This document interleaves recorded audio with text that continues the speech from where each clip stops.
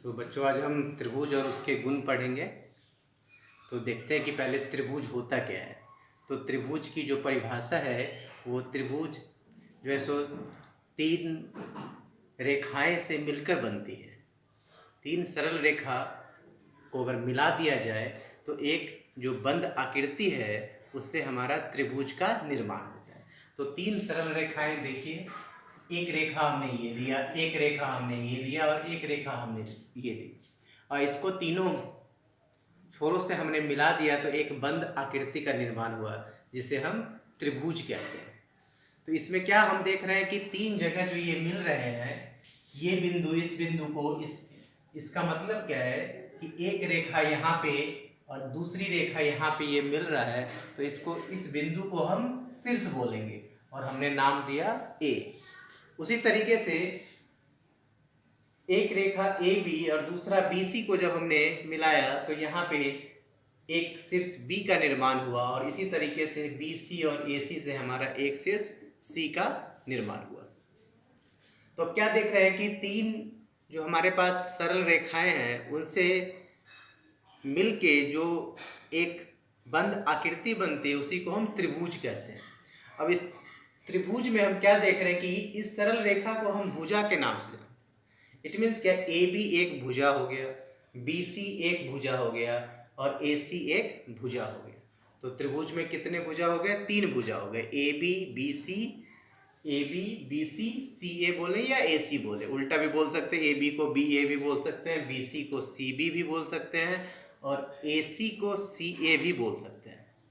इसमें हमने क्या देखा कि भुजाएं कितना हुआ? तीन भुजा, ए बी बी सी सी ए। शीर्ष कितना हुआ? A B C. अब जो दो रेखाएं मिलके जो जहां पे शीर्ष बनाता है वहां पे इस बीच को हम कोण कहते हैं। कोण का भी निर्माण हो रहा है और इस कोण को हम कैसे अंकित करेंगे? तो अंकित करने का एक सरल जो हमारा दर्शाता है वो है ए बी सी। इस कोण बी को दिखाने का हमारे पास क्या है? ए बी सी, या हम बोले सी बी ए बी सी बीच वाला। कोण ए को दिखाना है तो बी ए सी तो कोण ए को दर्शा रहा है। तीसरा बी सी ए कोण सी को दिखा रहा है कि ये सी है। इट मीन्स क्या, इसका मतलब क्या कि कोण सी को दिखाने के लिए कोण सी जिस दो भुजा से बना हुआ है, किस किस भुजा से बना हुआ है? एक भुजा ए सी बोले या सी ए बोले और दूसरी भुजा बी सी, तो बी सी भुजा और ए सी भुजा से मिलके इस कोण का निर्माण हो रहा है। तो एक त्रिभुज में हमारे पास टोटल तीन भुजाएं हो गया, ए बी बी सी सी ए, तीन शीर्ष हो गए ए बी सी और तीन कोण हो गए, कोण ए कोण बी कोण सी। तो कोण ए को लिखने का स्टाइल क्या है? बी ए सी। कोण बी को लिखने का स्टाइल है ए बी सी और कोण सी को लिखने का स्टाइल है B C A. B C ए भी लिख सकते हैं या ए सी बी भी लिख सकते हैं। कोई पहले इस भुजा को लिया बाद में इस भुजा को, कोई पहले इस भुजा को पहले ले सकता है और इस भुजा को बाद में ले सकता है। तो जो तीन रेखाओं से बंद आकृति को हमने त्रिभुज का नाम दिया। अब इस तीन रेखाओं में क्या हो सकता है कि सारी रेखाएं आपस में बराबर हो सकती है और हो सकता है कि सारी रेखाएं आपस में बराबर ना हो, तीनों आपस में बराबर ना हो या तीनों बराबर हो या कोई दो बराबर हो जाए।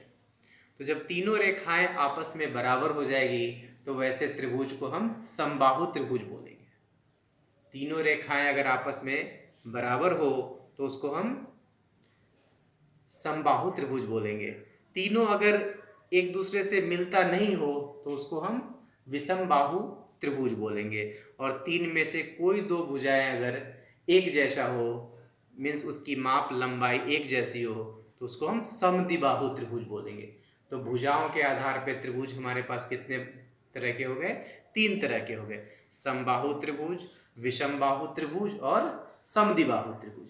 अब तीनों की आकृति देखते हैं कि कैसे हम ड्रॉ करेंगे समबाहु त्रिभुज, विषमबाहु त्रिभुज और समद्विबाहु त्रिभुज। तो अब हम देखेंगे त्रिभुज में कि उसका सम्मुख कोण क्या होता है, सम्मुख भुजा क्या होता है। तो फिर से हम त्रिभुज बनाते हैं, तीन रेखाखंडों से बंद आकृति। हमने ए बी और सी दिया।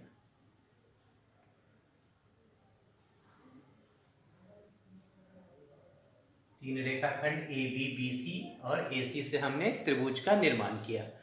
तो अगर हम इससे पूछा जाए कि भुजा BC के सम्मुख कोण क्या है, मीन्स भुजा BC के सामने का कोण कौन सा है, तो भुजा BC के सामने का कोण क्या है, ये कोण है। तो भुजा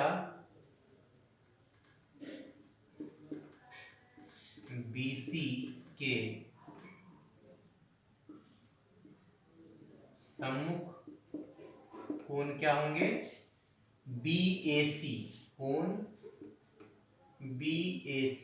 इस तरीके से हम कोण को दर्शाते हैं। ये कोण को दर्शाने का एक चिन्ह है, सिंबल है, कोण BAC। भुजा BC के सम्मुख कोण AB होगा। इसी तरीके से अगर पूछा जाए कि हमारे पास भुजा AB के सम्मुख कोण बताइए, सम्मुख कोण भुजा AB का सम्मुख कोण, तो सामने का कोण क्या हो जाएगा, C हो जाएगा। तो C को कैसे लिखेंगे, ACB लिखें, या कोई बच्चा यहां से स्टार्ट कर सकता है, BCA लिख सकता है। इसी तरीके से भुजा AB हो गया, BC हो गया, AC, भुजा AC के सामने का कोण, भुजा AC के सामने का कोण क्या होगा, B होगा, मीन्स A, कोण ABC। तो इसको भी लिखते हैं,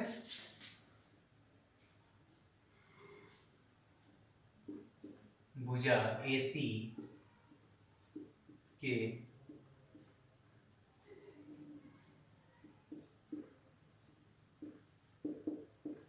सम्मुख कोण, AC का सम्मुख कोण ये हुआ, तो इसको हम लिखेंगे कोण AB और C। बहुत ही आसान है, ठीक है। हमने कोण को देखा कि भुजा के सामने का कोण कौन सा। इसी तरीके से कोण के सम्मुख भुजा निकालना हो तो वो भी आसान है। कोण BAC का सम्मुख भुजा, सम्मुख में सामने वाली भुजा BC, कोण ABC, कोण B के सम्मुख भुजा AC, और कोण C के सम्मुख भुजा AB कहलाएगी। बहुत ही आसान है। अब इस पे कुछ क्वेश्चंस भी है। पहला क्वेश्चन तो यही था कि त्रिभुज ABC के 6 अवयवों, 3 भुजाओं तथा 3 कोणों के नाम लिखिए। तो हमने कर ही लिया है, तीनों भुजा का नाम लिख दिया है, तीनों कोणों का नाम इससे पहले हमने लिख दिया है। भुजा AB, BC, AC और कोण क्या क्या हो जाएगा, BAC, कोण ABC और कोण BCA या कोण ACB। तो पहला क्वेश्चन हमारा हो गया है। दूसरा क्वेश्चन है, त्रिभुज PQR के शीर्ष Q की सम्मुख भुजा लिखिए। त्रिभुज PQR के, तो हम नाम बदल दें,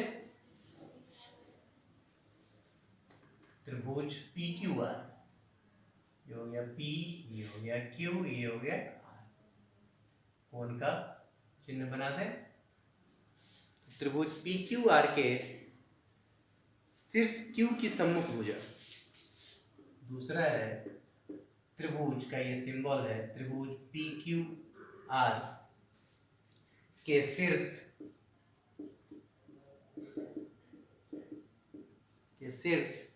Q की सम्मुख भुजा।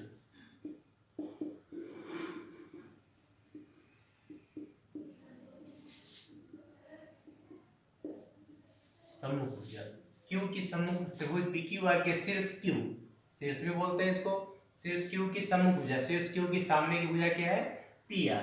तो क्या क्या आंसर होगा हमारा, PR।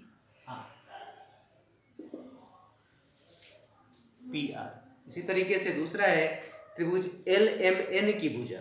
LMN नाम बदल दे, त्रिभुज LM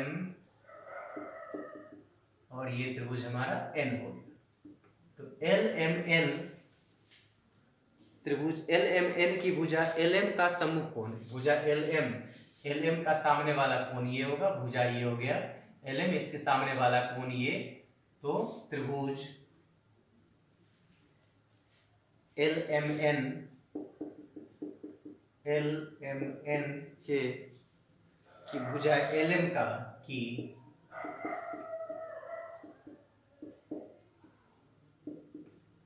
भुजा LM का सम्मुख कोण बताना है।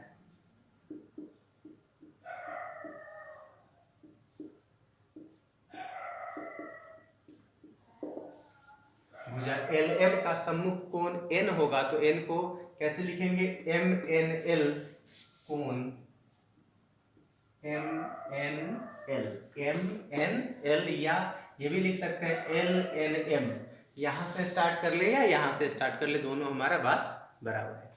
तीसरा है त्रिभुज RST की भुजा, त्रिभुज RST, अब हम नाम दे दें RST, एक अलग भी बना ले, त्रिभुज RST,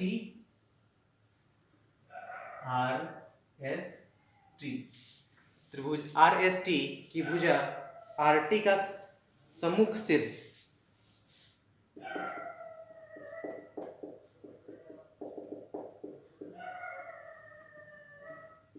त्रिभुज RST की भुजा,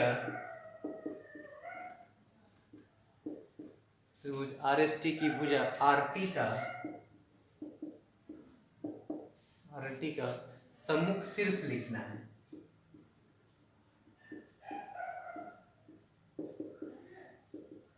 सम्मुख शीर्ष RT का सम्मुख शीर्ष क्या होगा, S होगा, सम्मुख शीर्ष S। तो बहुत ही आसान है कि किसी भी त्रिभुज में हम शीर्ष बता सकते हैं, उसकी सम्मुख भुजा बता सकते हैं, उसका सम्मुख कोण बता सकते हैं। अब इसके बाद हम पढ़ेंगे कि कैसे हम देख के भुजा के आधार पर हम बता दें कि वो त्रिभुज क्या है, कौन सा त्रिभुज है, विषमबाहु त्रिभुज है या समद्विबाहु त्रिभुज है या समबाहु त्रिभुज है। तो देखते हैं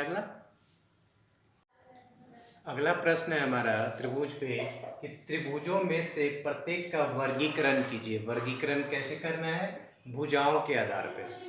तो भुजाओं के आधार पे हमने क्या बतलाया था कि तीनों भुजाएं अगर समान हो, एक जैसा हो, उसका लंबाई बराबर हो तो हम क्या बोलेंगे, समबाहु बोलेंगे। कब होगा, जब भुजाएं सारा समान हो। सारे भुजाएं असमान हो, एक भी कोई किसी के समान नहीं हो तो विषमबाहु। विषमबाहु में कोई भी बराबर नहीं है। और किसी त्रिभुज में की तीन भुजाओं में से कोई दो भुजा बराबर हो तो हम उसको समद्विबाहु बोलेंगे। तो देखते हैं भुजाओं के आधार पे क्या है। पहले है दो भुजा बराबर है, मेरे पास दो भुजा, ये भी 8 सेंटीमीटर है, ये भी 8 सेंटीमीटर है। इट मीन्स ये कैसा त्रिभुज हो गया हमारे पास, समद्विबाहु त्रिभुज।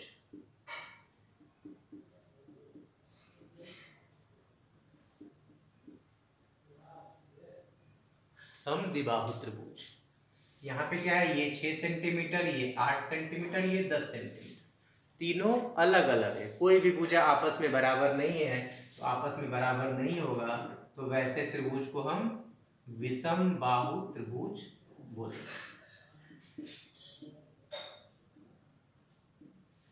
इसको हमने विषमबाहु त्रिभुज बताया।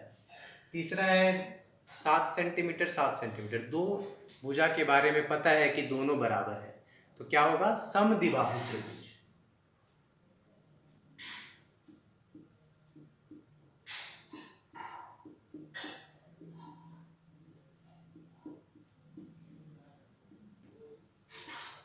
समद्विबाहु त्रिभुज।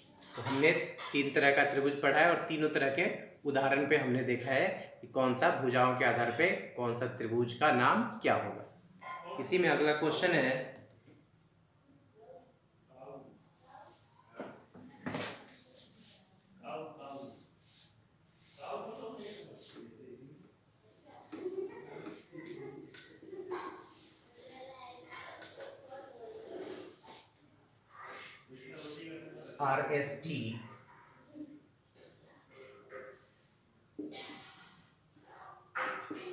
RST और भुजाओं की लंबाई है ये 5 सेंटीमीटर,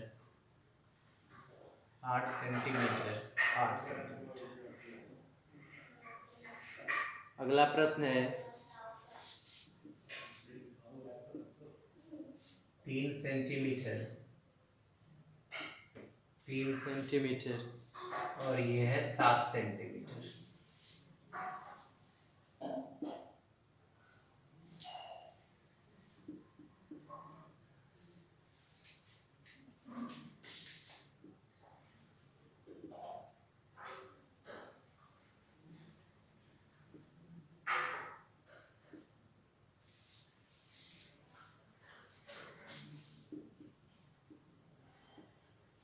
तो यहाँ भी हमें भुजाओं के आधार पे बताना है कि कौन सा त्रिभुज का नाम क्या होगा। तो देखते हैं, यहाँ पे हमारे पास एस आर भुजा की लंबाई 5 सेंटीमीटर है, ये 8 सेंटीमीटर है और ये 8 सेंटीमीटर। तो जिसमें दो भुजाओं की लंबाई बराबर है तो हम समद्विबाहु बोलेंगे।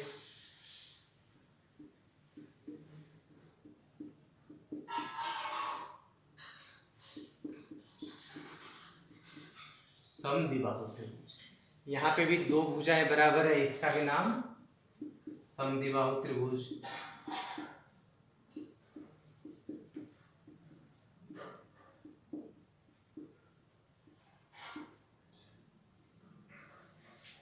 और यहाँ पे भी दो भुजाएं बराबर है 6 सेंटीमीटर 6 सेंटीमीटर, तो इसका नाम भी समद्विबाहु।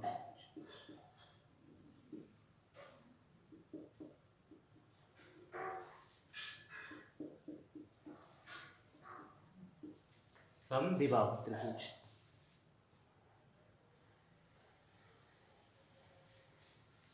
तो हमने भुजाओं के आधार पे देखा कि किस तरीके से हम अलग अलग वर्गीकरण करेंगे, कि उसका जो भी लंबाई हो उसके आधार पे हम करेंगे। अगर ये हमें कागज़ पे बनाना हो तो क्या करेंगे, इस तरीके से हम काटेंगे कि भुजाएं का जो लेंथ हो, लंबाई हो, वो इसके बराबर हो।